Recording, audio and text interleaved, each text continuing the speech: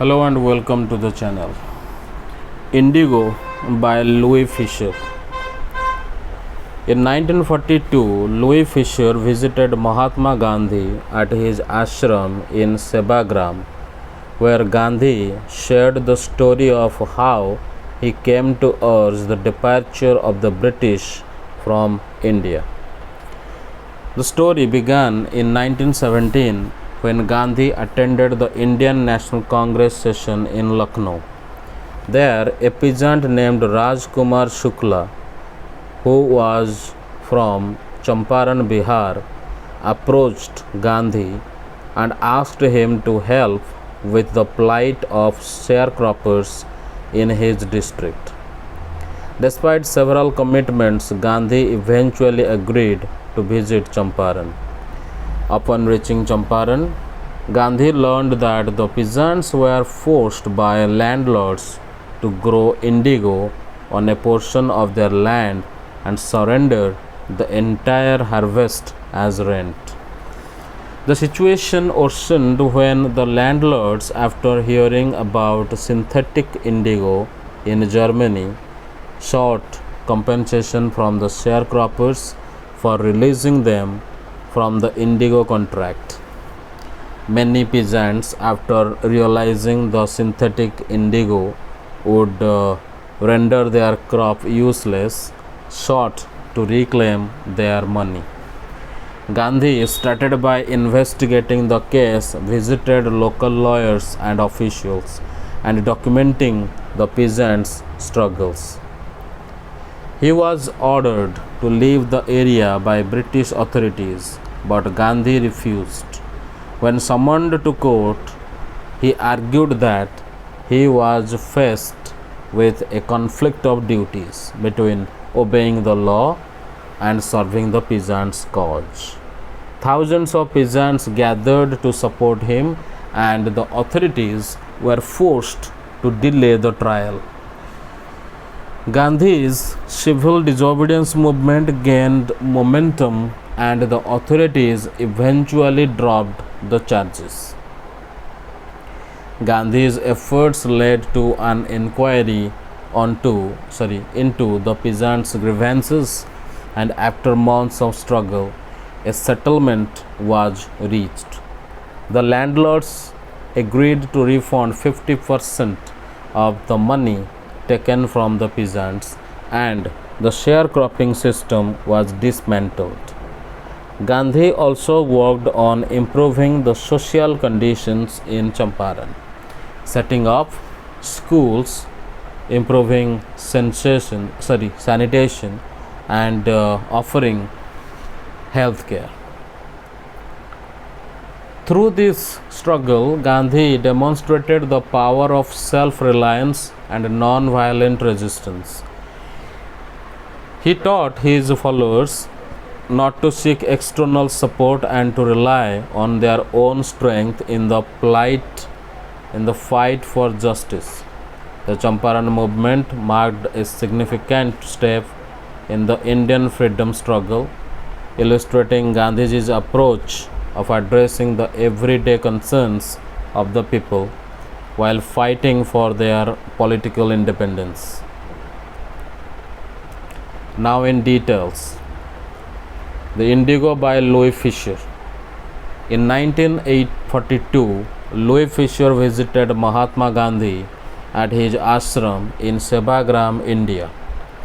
During this visit, Gandhi shared the story of how he came to be involved in the struggle of the indigo sharecroppers in Champaran, Bihar in 1917.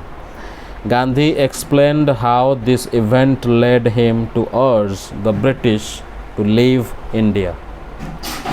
The story began at the Indian National Congress session in Lucknow in 1916, where Gandhi was attending a meeting.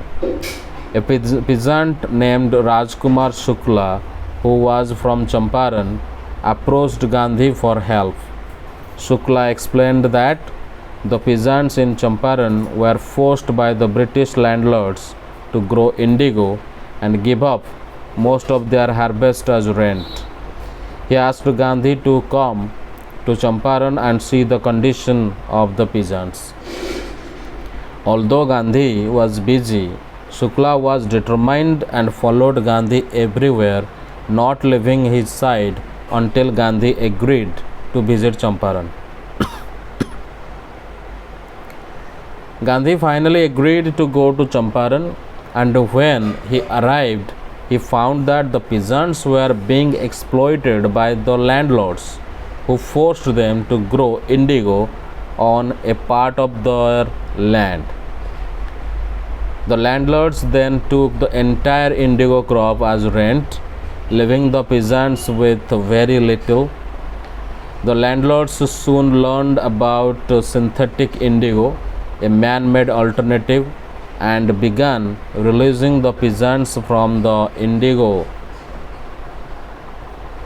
from their indigo contracts. However, the landlords asked the peasants for compensation, which angered them. Gandhi began investigating the situation by speaking to the local lawyers and the British authorities. He visited the Landlords Association and the British official commissioner, but they refused to provide any information. Gandhi's first action was to visit Motihari, the capital of Champaran.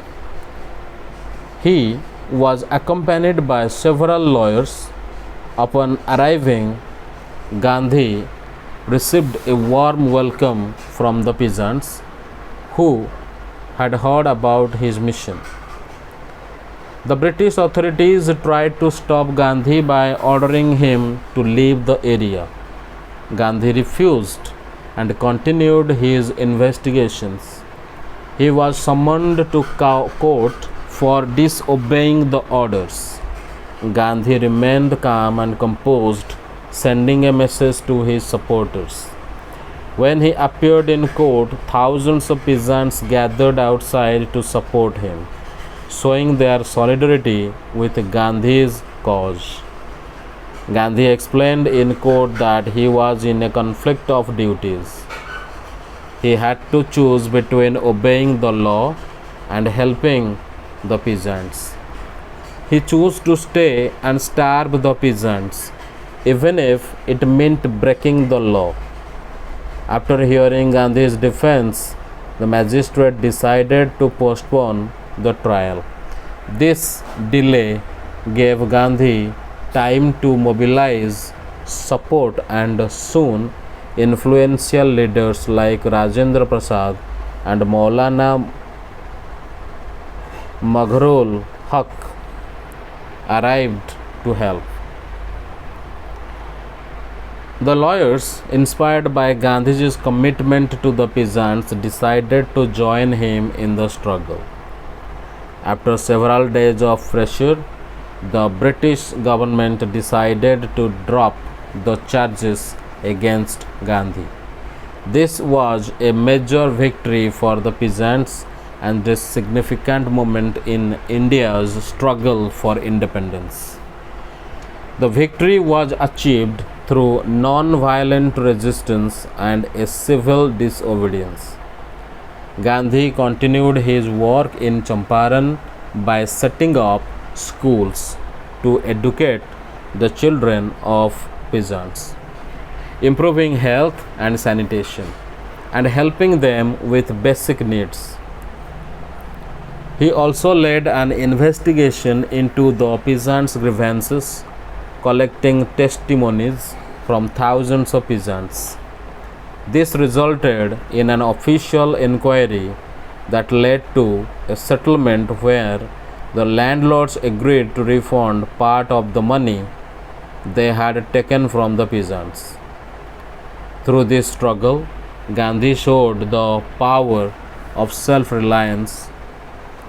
He believed that the peasants should not depend on external help but must rely on their own strength to fight for their rights.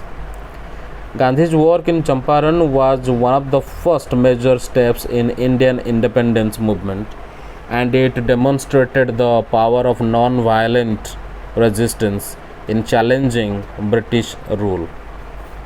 In the end, the Champaran movement not only improved the lives of the peasants but also inspired many others to join the freedom struggle. Gandhiji's efforts proved that when people stand up for their rights, they can overcome even the most powerful forces.